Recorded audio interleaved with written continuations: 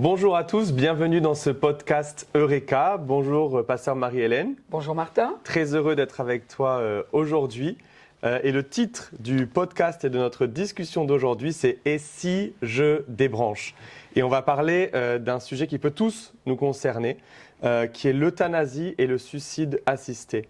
Et c'est un sujet que la Bible aborde. La parole de Dieu a une sagesse à apporter sur ce sujet. Et on doit aussi prendre en considération et ne pas ignorer les situations de la vie réelle, la souffrance des gens, de ceux qui sont passés par là et qui ont vu leurs proches souffrir aussi. On va en parler, mais pour l'instant on se base sur une actualité récente qui est le rejet du Sénat de la proposition de loi sur justement l'euthanasie et le suicide assisté. Donc l'Assemblée nationale l'avait accepté, c'était passé, mais le Sénat a dit non, il y aura des modifications, peut-être qu'elle sera représentée, mais en tous les cas, c'est le sujet que tu avais à cœur d'apporter aujourd'hui dans cette discussion pour apporter un éclairage biblique et apporter de vraies réponses aux vraies souffrances des gens. Oui, c'est cela. C'est un sujet qui est très sensible. Alors, je ne prétends pas apporter toutes les réponses, mais en tout cas, il y a une certaine sagesse que l'on peut dégager des principes bibliques et qui peuvent nous aider, nous les chrétiens, ou alors des personnes dont la conscience les amène à rejeter l'euthanasie ou le suicide assisté. Donc voilà, alors moi je te propose d'aborder le sujet. Ce que l'on peut faire d'abord, c'est de voir ce qui se passe dans d'autres pays. Parce qu'il y a d'autres pays qui ont légalisé cela, des pays qui sont proches de nous, en Europe. Ouais. Donc, suivant la proposition de loi, concrètement, auraient été concernées les personnes dont le décès est attendu dans les 15 jours. Et seuls les médecins qui étaient déjà intervenus dans le traitement d'un patient pouvaient recevoir une demande d'assistance médicale à mourir. Et donc, parce qu'il y a le patient, mais il y a également le médecin qui est concerné par la loi, parce qu'il doit bénéficier d'une certaine protection. Alors, là, les sénateurs avaient la liste des lieux où aurait pu être administrée la substance létale, la présence obligatoire de quel professionnel de santé, d'un officier de police judiciaire. Donc, il y avait quand même il y avait matière à réflexion. Mais ce que l'on se rend compte, c'est que partout où le suicide assisté ou l'euthanasie a été légalisé, eh bien, on assiste à un même scénario qui nous amène quand même à considérer le sujet, non pas dans l'immédiat, mais vraiment dans le futur. Par exemple, en Suisse, le suicide assisté n'est pas une infraction si l'acte est altruiste et sans mobile égoïste. Concrètement, un médecin peut aider un patient à mourir en lui préparant un poison, mais c'est au malade de porter le verre à ses lèvres. Ça, c'est ce que propose l'association Dignitas. Alors, association créée par un avocat zurichois, Ludwig Minelli, qui a donné la mort, par exemple, à un couple britannique âgé de 53 et 59 ans. L'un souffrait d'épilepsie et l'autre de diabète. Donc on voit que c'est un sujet qui n'est pas à prendre à la légère. Ça va loin. Et c'est des choses qui n'étaient pas prévues dans le cadre initial de la loi. C'est-à-dire, c'est ça, au départ. Et ensuite, eh bien, l'être humain a tendance à repousser les limites. Il y a un ancien membre de l'association qui a dit le suicide, donc dans le cadre du suicide, c'est la liberté de chacun. Ce n'est pas à nous de juger les raisons. Les personnes ayant des souffrances psychologiques ont aussi le droit de mourir. Donc, on met souvent l'accent sur le droit de mourir. Très souvent, c'est sous le filtre de la compassion. Je dois aider. Mais est-il vraiment question de cela? Alors, il y a un professeur néerlandais qui a dit, eh bien, l'offre crée une certaine demande.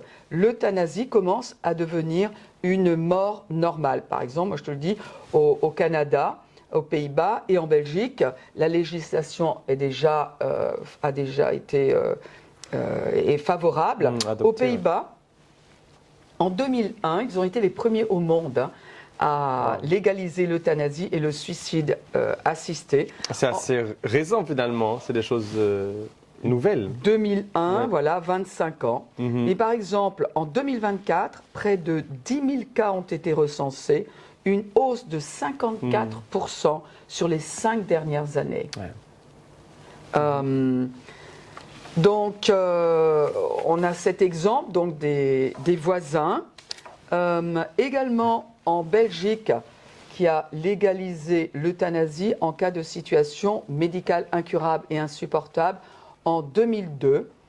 On se rend compte qu'en 2024, la Commission fédérale de contrôle et d'évaluation de l'euthanasie belge a reçu et examiné 3 991 documents d'enregistrement, soit une hausse de 16,6% par rapport à 2023. Donc cela, on voit que la hausse, elle est là. Au Canada, la loi sur l'aide médicale à mourir a été adoptée en 2016 et les critères d'admissibilité étaient plus stricts qu'aux Pays-Bas ou en Belgique. Il se trouve qu'un peu plus de 15 000 demandes avaient abouti dans le pays en 2023, soit presque 3 fois plus qu'en 2019. Ouais, c'est des chiffres qui sont énormes. Il parle. Et à l'origine, seules les personnes lucides pouvaient demander à se suicider. Mais aujourd'hui, les personnes handicapées mentales, les personnes atteintes de démence sont également suicidées. Donc il n'y a pas d'exception. À chaque fois qu'il y a eu une loi qui a été votée, il y a eu un basculement après où ça allait de plus en plus loin en fait. On se rend compte de cela. Donc on ne parle pas d'un pays, on parle de nos voisins, c'est-à-dire le risque est qu'un état d'esprit imprègne l'Europe. Il y a toute une mentalité qui va avec. Une culture. La culture, alors d'un côté la culture de la vie, de l'autre, on pourrait dire pas la culture de la mort, mais si on n'a pas la culture de la vie, la culture de quoi a-t-on tu vois. Ouais. Alors cette pratique-là est légale au Luxembourg depuis 2009, en Espagne depuis 2021, au Portugal depuis 2023, l'Italie et le Royaume-Uni ont récemment débuté des processus législatifs en la matière et hors Europe, certains États des États-Unis ont également adopté, certains territoires d'Australie ainsi que la Nouvelle-Zélande, la Colombie et l'Équateur ont également adopté une législation. Donc, on pourrait dire, mais tu sais, est-ce que la population ne serait pas en train de vieillir ? Certes. Donc, certains justifient ces augmentations-là par ce phénomène naturel du vieillissement de la population. Mais quand même se dessine une banalisation des pratiques, comme les chiffres le montrent, ce qui est quand même inquiétant. C'est certain. Et dans tout ça, parce que c'est des questions qui sont complexes, où encore une fois, il y a une vraie souffrance qui est impliquée et qui peut affecter notre jugement aussi sur la question. Mais est-ce que la Bible a une sagesse immuable, éternelle à nous apporter, qui serait bonne pour nous ? Il ne s'agit pas d'accepter aveuglément la sagesse d'un livre, comme on pourrait nous accuser ou nous le reprocher. Mais c'est vraiment de savoir que la Bible sait ce qui est bon pour l'être humain. Donc est-ce que la parole de Dieu, est-ce que notre Créateur finalement a un avis sur le sujet ? Alors, nous les chrétiens, comme les autres, eh bien, nous rencontrons parfois dans notre vie nous assistons à des scénarios tragiques. Par exemple, un homme qui découvre qu'il est atteint d'une maladie autodégénérative et il sait que dans 3 ans, il sera un légume. Une vraie question qui se pose là. Une femme apprend qu'elle est atteinte d'une tumeur cérébrale et elle s'inquiète parce qu'elle sait qu'elle va devenir une charge. Un jeune homme qui a un accident de moto, etc. Donc tout ça fait aussi partie de la vie des chrétiens. Alors, on pourrait se dire, mais la loi est passée, ça y est, du moins, bon, on sait que elle a été rejetée. Le Sénat l'a rejetée, donc c'est bien. Sauf que on entend une volonté de poursuivre cette facilité à donner la mort.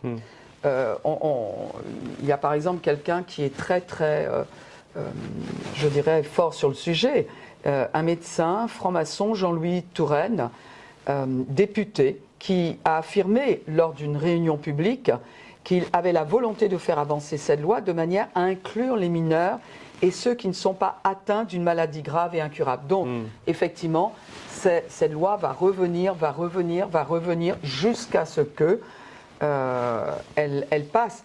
Alors, on va garder, nous les chrétiens, à la pensée le fait que tout être humain est à l'image de Dieu. Oui. Et que ce n'est pas l'état du corps qui détermine la valeur d'un être humain. Donc ça, il est important de le dire.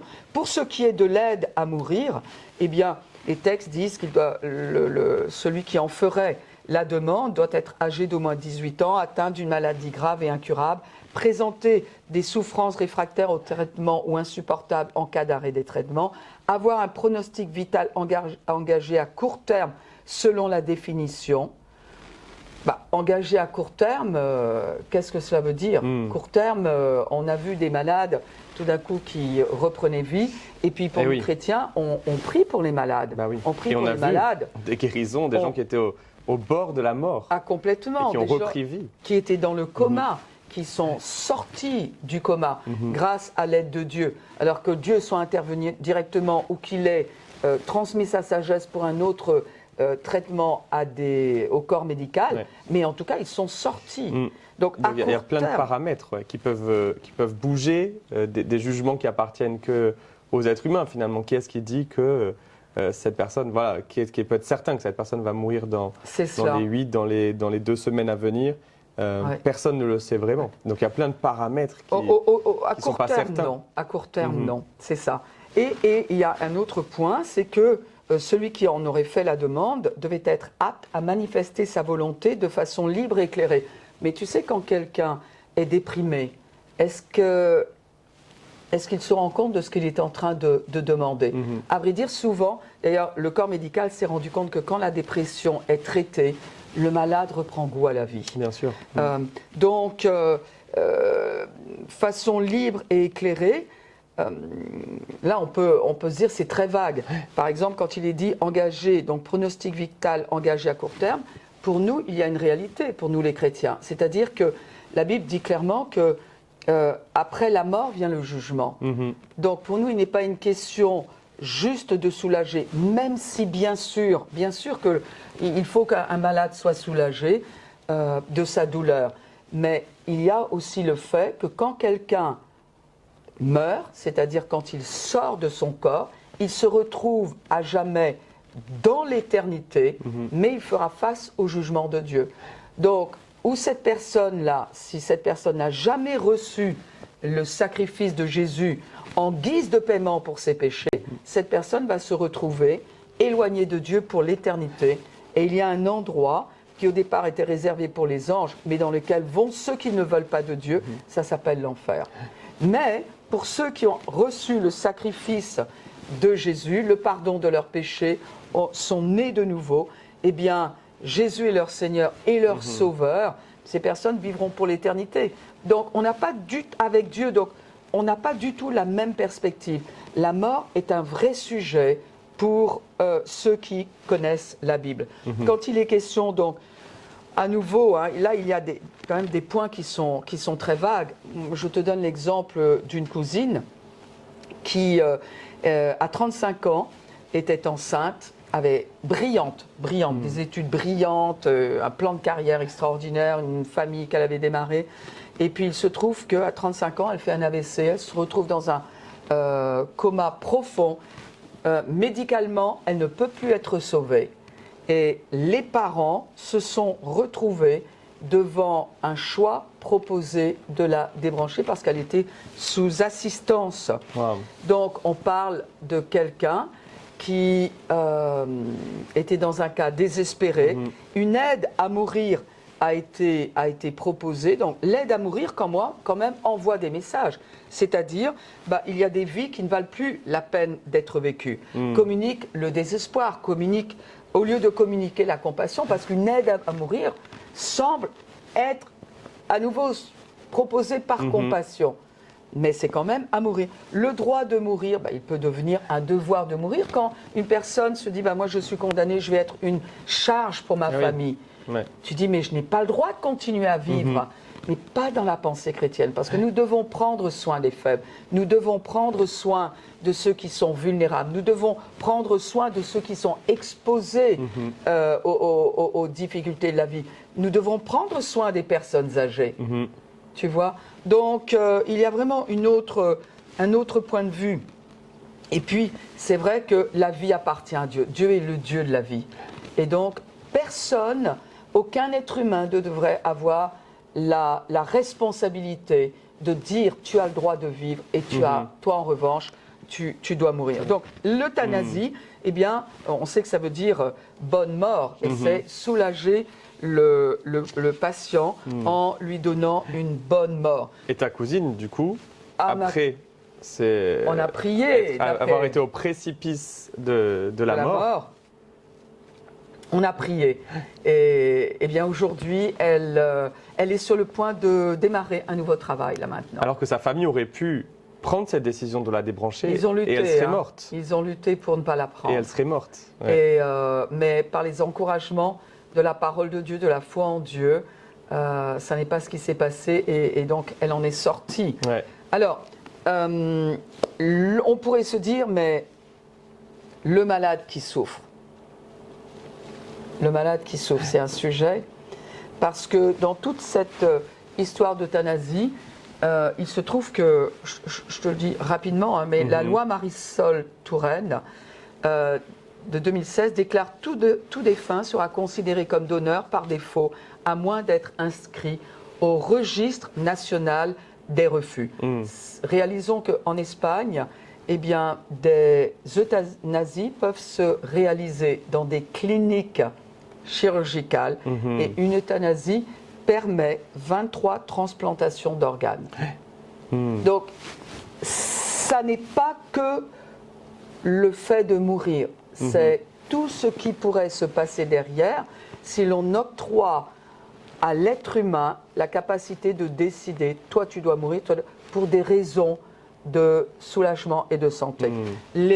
Tu sais, il y a un professeur, Lucien Israël, qui a été 20 ans à la direction du service de cancérologie de l'hôpital de Bobigny, qui dit « Le rôle du médecin est d'empêcher la douleur. Or, il n'y a aucune douleur, aucune souffrance physique que la médecine aujourd'hui ne puisse contrôler et apaiser. » Et il dit « Je vous assure qu'une combinaison de soins locaux, de soins généraux et d'antidépresseurs permet aux patients de ne pas souffrir. » Et il dit « Le problème vient plutôt du manque de formation des médecins en ces méthodes. » C'est intéressant. Donc, nous devons prendre soin, nous devons apporter des soins de symptômes, des soins de confort, des soins respectueux quand le corps se détériore au point qu'une personne ne puisse plus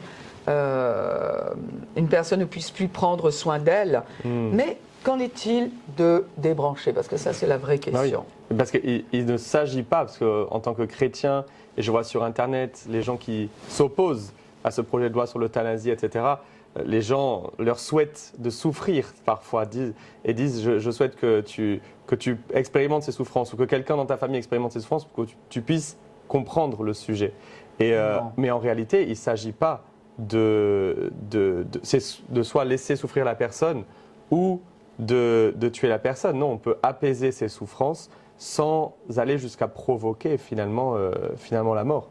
Et tu parlais du don d'organes tout à l'heure, et c'est bien aussi qu'il y ait des organes qui soient donnés pour sauver des vies, etc. Bien sûr. Mais on ne doit pas tuer, cesser un traitement quand une personne pourrait continuer à vivre, si le traitement, ou parce qu'une personne souhaite mourir, parce qu'elle a des pensées suicidaires, et en profiter pour...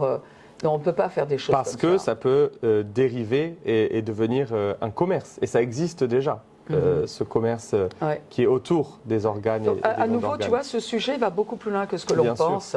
Mais il y a peut-être des gens qui disent, mais moi, le fait de donner des organes, Jésus a donné sa vie. Lui, c'est son corps entier qu'il a donné. Donc, ça, c'est quelque chose, on devrait être favorable. Si un organe peut aider quelqu'un à vivre. Mais il y a quand même des limites et des conditions. Il ne faut pas que ça devienne un commerce. Mais oui, c'est ça, pas dans le cas de l'euthanasie. Alors, pour ce qui est de débrancher, très souvent, on a peur, quelqu'un va avoir peur de donner la mort. Mais à vrai dire, si une personne ne peut plus vivre sans une assistance mécanique, ça veut dire que cette personne est entrée dans un processus de mort. Et donc, ce ne serait pas le fait que quelqu'un débranche qui donne la mort, mais c'est la maladie qui tout naturellement amènerait, c'est-à-dire à la fatalité, c'est-à-dire ce serait la nature qui suivrait Son cours. naturellement son cours.